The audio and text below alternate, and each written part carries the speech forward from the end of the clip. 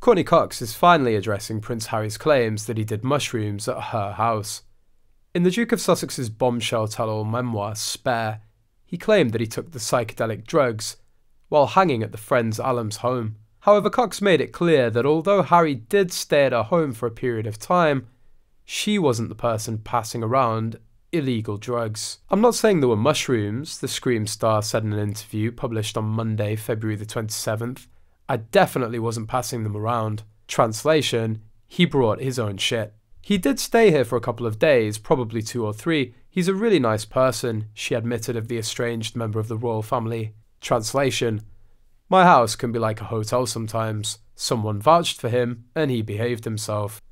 Despite being name-dropped in the controversial memoir, Cox has yet to crack open the juicy read. "I haven't read the book," she confessed.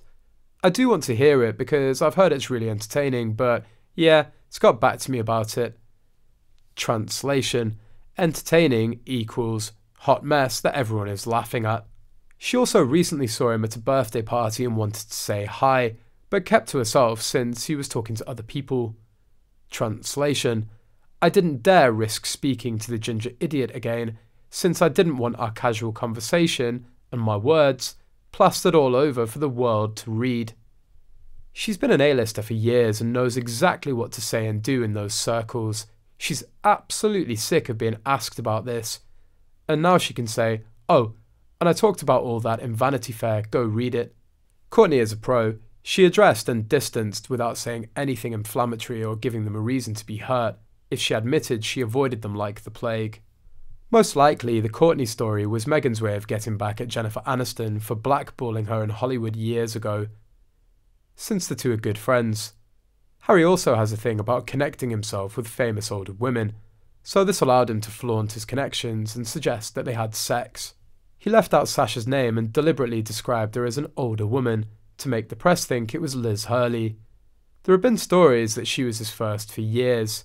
He has an older famous woman fetish, and he never expected Sasha to come forward. Harry, who seemed to be a fan of the hit NBC sitcom, recalled a hilarious experience of showing up at Hollywood Stars Pad years ago. "I was still confused because she was Monica and I was a Chandler," he penned in the best-selling book. "I wondered if I'd ever work up the courage to tell her that. Was there enough tequila in California to make me that brave?" The father of two then remembered seeing a box of Black Diamond mushroom chocolates, which he alleged were for everyone to share.